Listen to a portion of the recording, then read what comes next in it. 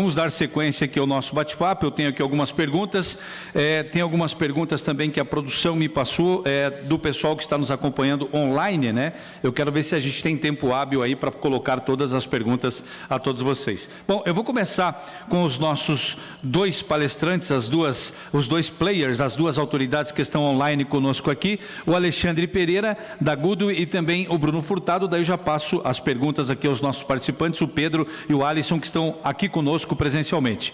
Eu quero saber de vocês, vou começar com o Alexandre, quais são os gargalos, né, para que os inversores híbridos com banco de baterias se disseminem aí no Brasil? O que dá para falar a respeito disso, hein, Alexandre, por favor?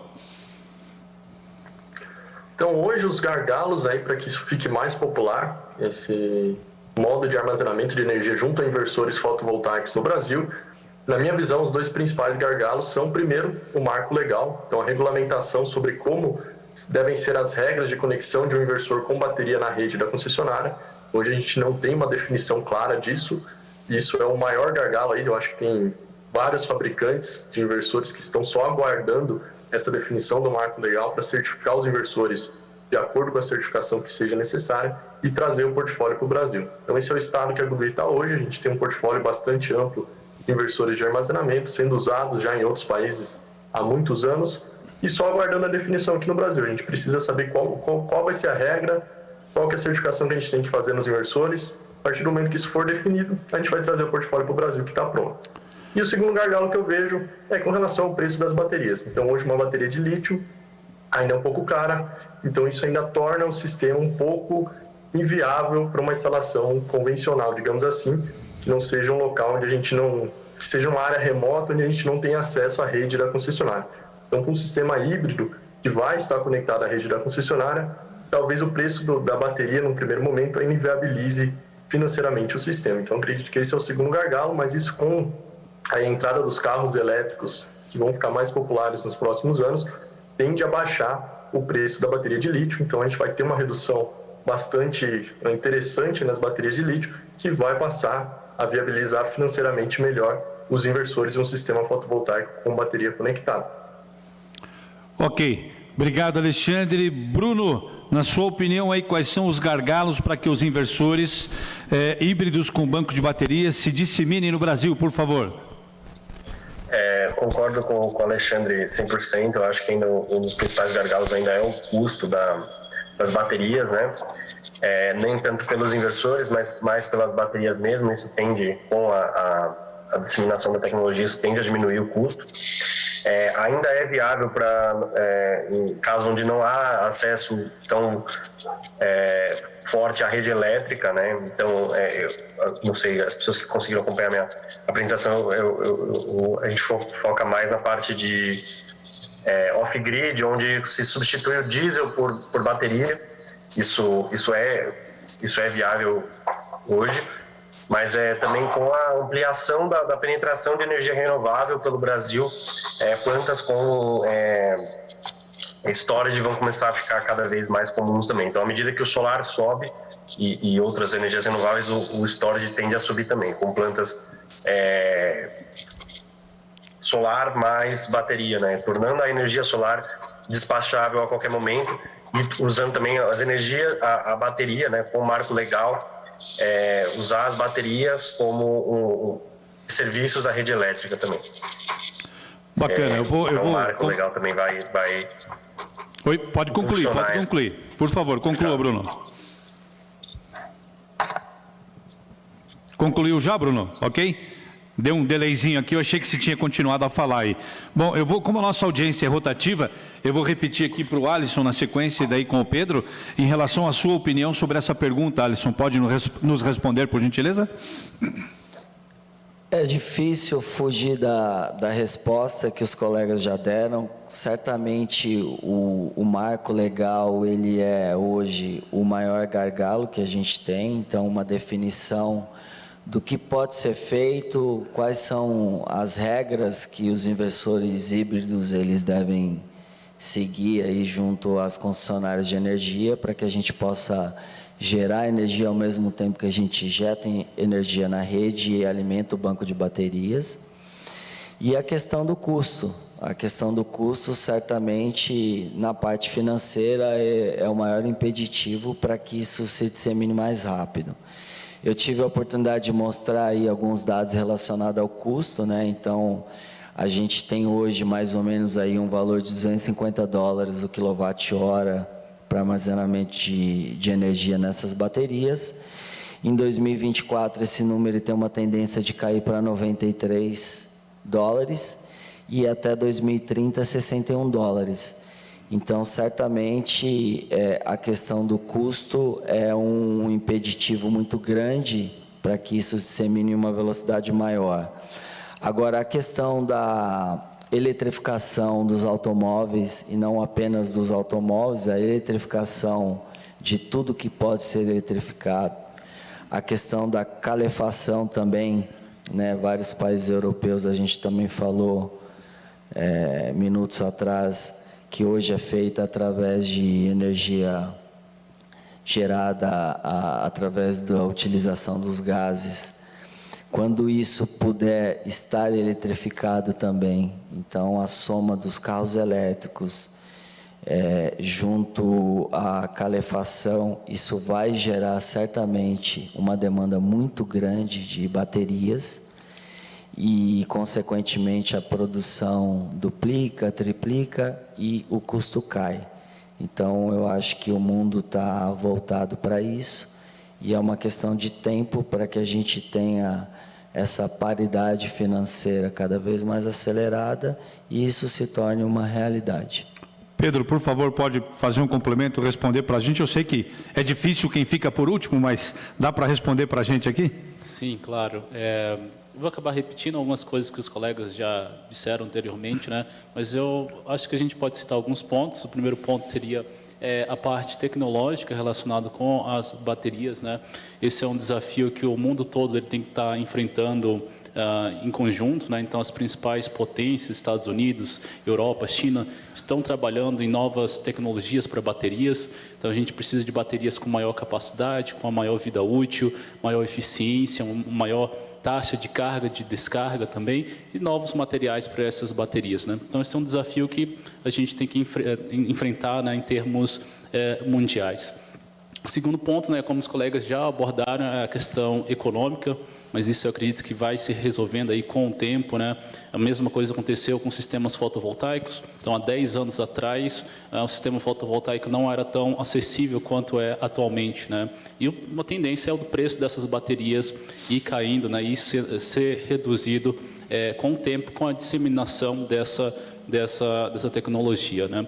Terceiro ponto, aí, também como já foi citado, a parte de regulamentação aqui para o mercado brasileiro. Então, enquanto outros países, na Europa, Estados Unidos, etc., já tem essa parte de regulamentação bem definida, aqui no Brasil a gente ainda está nesse processo, né? A gente está caminhando em passos lentos. Então, essa parte de regulamentação ela pode tanto vir da questão da revisão do Inmetro, a portaria 004 do Inmetro, também ela pode vir de uma NBR, uma norma brasileira, ou também ela pode ser, as concessionárias elas podem acabar aceitando as normas internacionais relacionadas com as baterias, né, como elas já fazem atualmente com os inversores trifásicos, né.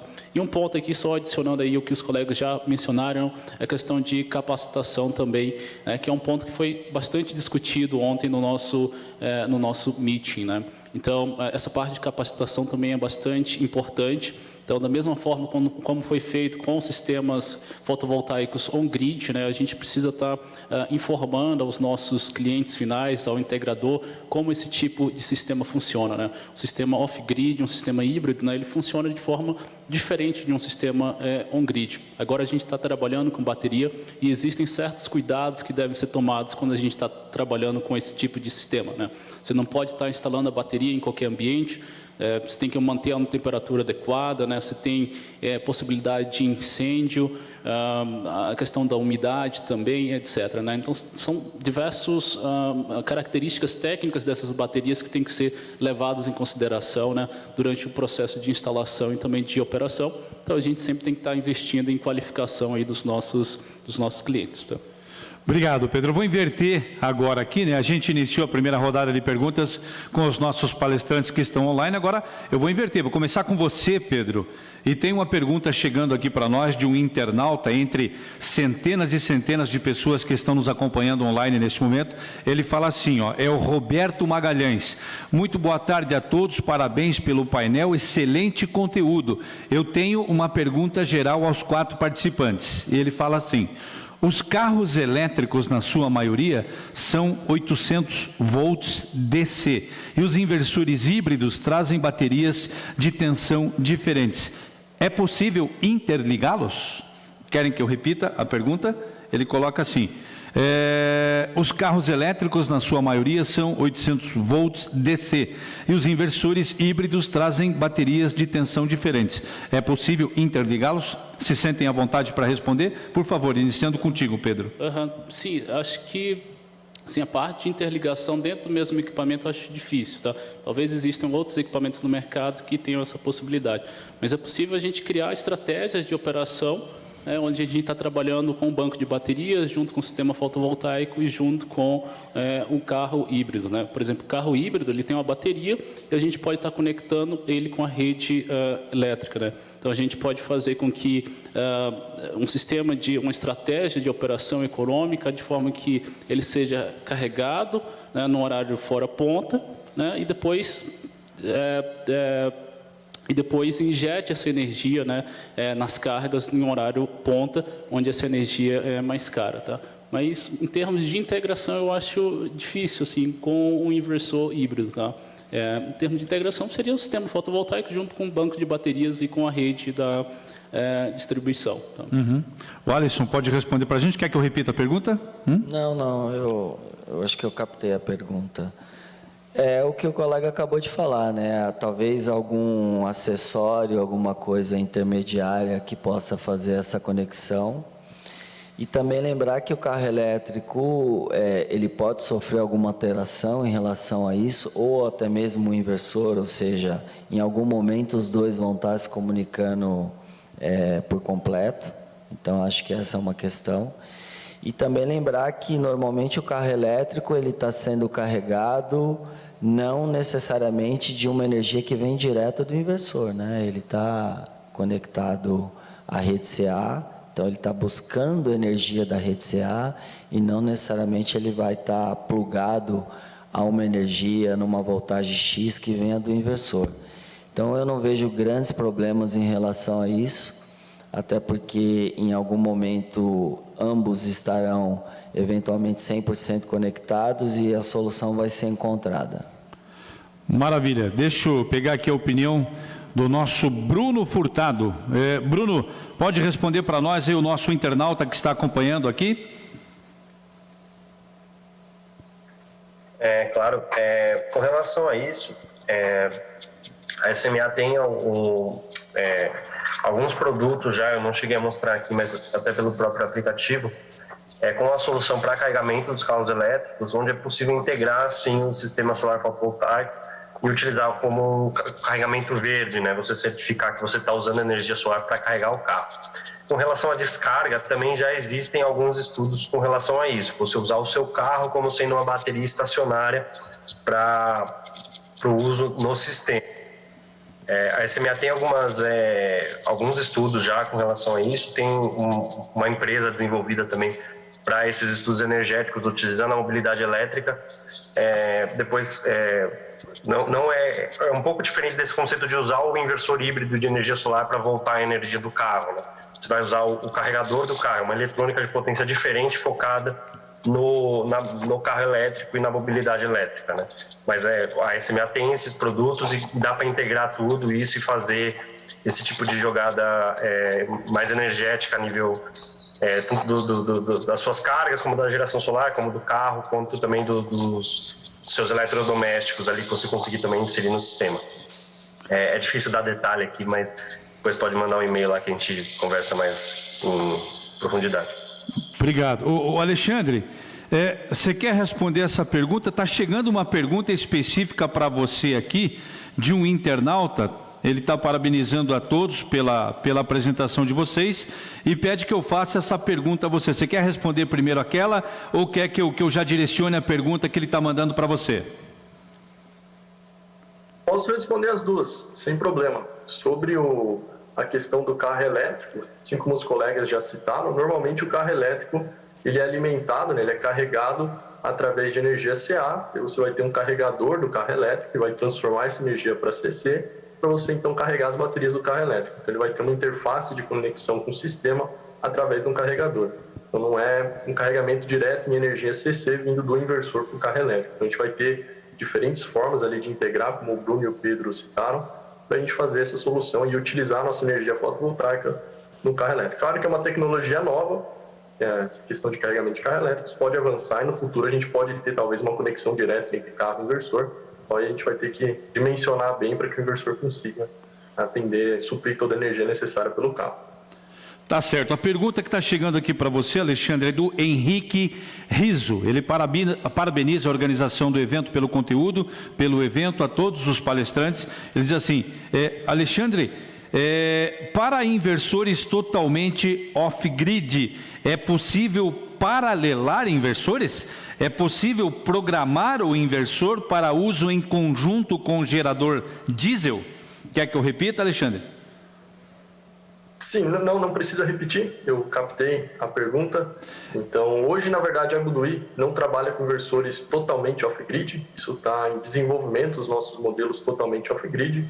Então, não posso responder com certeza sobre modelos off-grid de outros fabricantes, mas eu acredito que sim, é possível paralelar. Nos nossos inversores híbridos, a gente consegue colocar em paralelo ali inversores trifásicos híbridos que podem trabalhar dentro de um cenário off-grid. A gente consegue colocar até 10 inversores híbridos em paralelo. Para os inversores monofásicos, a gente também tem uma solução de paralelismo, é um pouco mais complexo, mas também é possível. Então, eu não vejo uma dificuldade em fazer um paralelo ali de inversores off-grid também.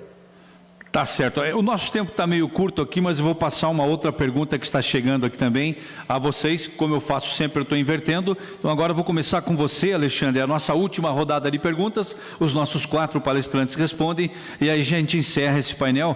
A pergunta que está chegando aqui é a seguinte, Alexandre. Hoje, as empresas estão preparadas para a instalação de sistemas de armazenamento com a utilização de inversores híbridos? Começa com você, Alexandre. De modo geral, não. Empresas não, no contexto geral, não estão preparadas, como é uma tecnologia que é uma novidade aqui no Brasil, são poucas as empresas que já trabalharam com esse tipo de tecnologia, então boa parte das empresas vão precisar buscar uma capacitação, buscar um conhecimento, até ter uma experiência ali no início. A gente sabe que na curva de aprendizado a experiência tem uma boa quantia, uma boa parcela do aprendizado, então vai ter sim uma necessidade de um aprendizado em massa, digamos assim, do mercado brasileiro sobre como instalar inversores de armazenamento e qual que é a forma correta, a forma de manutenção. Então tem alguns cuidados específicos para esse tipo de inversor, como o Pedro citou. Eu acredito que de forma geral ainda não, mas isso faz parte, assim como a gente aprendeu a instalar inversores on-grid, eu acredito que todo mundo tem capacitação aí, tem capacidade para buscar uma capacitação e se preparar para fazer a instalação de inversores de armazenamento. Obrigado, Alexandre. O Bruno concorda com o Alexandre? Qual é a sua opinião, Bruno? Concordo com o Alexandre totalmente. Eu vou só adicionar algumas coisas. Realmente o mercado não está tão preparado assim para... Temos empresas super bem capacitadas, temos vários processos de capacitação com as empresas do mercado brasileiro. Eu mostrei no meu slide um sistema que é lá na Alemanha, é um sistema de treinamento aquele. Aquele é um sistema da nossa sede lá na Alemanha, onde é possível fazer o treinamento lá no sistema. Então você vê funcionar, tem bastante configuração. Então está sendo investido nisso, tá? E também adiciono que ainda não só a parte de instalação, mas a parte de dimensionamento de um sistema, tanto off-grid como um sistema de dimensionamento, ele é bem mais complexo que um sistema apenas com energia solar. Então, também deve ser feito também esforços aí do mercado, acho que todo mundo, para a gente capacitar também a nossa mão de obra em dimensionamento de sistemas de storage, que também é bem complicado e também é um grande mercado aí para quem trabalha com cursos e é um diferencial bem grande para o integrador também ter esse produto para oferecer. Beleza, estou voltando aqui para o nosso palco. Agora a gente quer saber de você, Pedro, e do Alisson, se as empresas estão preparadas para a instalação de sistemas de armazenamento com a utilização de inversores híbridos. Eu começo com o Pedro, por favor. Tá, em relação a Solis, a gente já está bem preparado em relação a sistemas com armazenamento, né? A gente já tem uma linha de inversores que é bastante consolidada, bastante forte nos outros mercados, no mercado internacional, né? Principalmente Austrália, Índia, China, etc. Mas eu concordo com os colegas aí, com o Bruno e com o Alexandre, né? Em termos de capacitação aqui no Brasil, a gente tem muito trabalho a ser feito, né? Então, mesmo no sistema off-grid, né, que quase mais de 90% das instalações atualmente, né, mesmo nesse tipo de sistema ainda existem muito tipo de dúvidas, né, dúvidas mesmo básicas, né. E no sistema off-grid, né, eu acredito que isso não seja diferente, né. Então, existe muito trabalho a ser feito nessa parte de capacitação, tanto na parte de dimensionamento das baterias, do sistema off-grid como um todo, né, e também da parte de instalação e também de operação desse tipo de sistema, né? Então, com base nisso, né, a Solis sempre tem investido em fazer webinars, também arquivos online, né, trabalhos online, mostrando como é que é feito todo esse processo aí, tanto no on-grid quanto no off-grid. Obrigado, Pedro. E a gente fecha esse nosso debate com a sua opinião, Alisson, a respeito desse assunto. Se a gente for olhar para o sistema on-grid, né, que é o que a gente trabalha hoje aqui no Brasil, a gente vê muitas dúvidas ainda. Tem muito novo instalador na praça que dimensiona errado, que instala errado, o equipamento não gera o que tinha que gerar e ele liga para o fabricante, quando na verdade foi falta de conhecimento, foi falta de capacitação, às vezes queima o inversor, coloca um overload muito maior do que o datasheet recomenda, às vezes liga errado. Então, se no on-grid a gente ainda tem uma defasagem, imagine no híbrido, que aí entra baterias, entra dimensionamento, uma voltagem maior. Então, certamente, eu acho que é papel de nós, fabricantes de equipamentos, de treinarmos os nossos distribuidores para que eles repassem esse conhecimento, essas informações para os instaladores. É nosso papel fazer webinar, é nosso papel disseminar a forma correta de instalar, dimensionar esse tipo de equipamento. E também as escolas que treinam, né? A gente vê uma quantidade de cursos muito grande. Eu acho muito complexo aqueles cursos que só prestam esse serviço online, de ensinar o cara a dimensionar e instalar sem ter a parte prática também. Então, acho que é um conjunto entre fabricante, distribuidores e em escolas de cursos preparatórios, de disseminar de forma correta e adequada essa informação para que todo mundo se capacite e passem a instalar e a dimensionar de forma correta. Eu acho que quando a gente chegar nesse nível, a gente não vai ter problemas que a gente ainda enfrenta hoje no on-grid, que é muito mais simples e mais prático. Beleza, muito obrigado. Alisson Camilo da SAGE, muito obrigado pela participação conosco aqui no terceiro Energy Storage Brasil. Obrigado, viu, Alisson? Prazer é nosso. Obrigado pelo convite. Valeu. Nosso Pedro Almeida da Solis Inverters, obrigado pela presença conosco aqui, Pedro. Valeu. Obrigado, senhor. Valeu. O nosso Alexandre Pereira da Goodway. Obrigado, Alexandre, por estar conosco aqui no terceiro Energy Storage Brasil. Muito obrigado, eu que agradeço. E um abraço aí para os colegas Bruno, Alisson, Pedro. A gente se vê na próxima. Bruno Furtado da SMA. Valeu, Brunão. Obrigado pela presença com a gente aqui. A todos vocês, os nossos agradecimentos. Eu que agradeço. O próximo pretendo estar presencial aí com todo mundo para... Valeu, senhoras e senhores. E agradeço também aos colegas. Muito obrigado aí pela... Valeu, grande abraço a todos vocês. Nós estamos encerrando o nosso debate com o tema o papel dos inversores em sistemas híbridos e no armazenamento de energia. Muito obrigado pela presença de vocês. Quero ver se o nosso fotógrafo está aqui para fazer aquela foto oficial aqui na frente com o nosso Alisson e o nosso Pedro, né? Acho que não está por aqui, não. E a gente vai dar sequência, né, então, aos nossos próximos painéis. Valeu, rapaziada? Obrigado. Muito obrigado a todos vocês.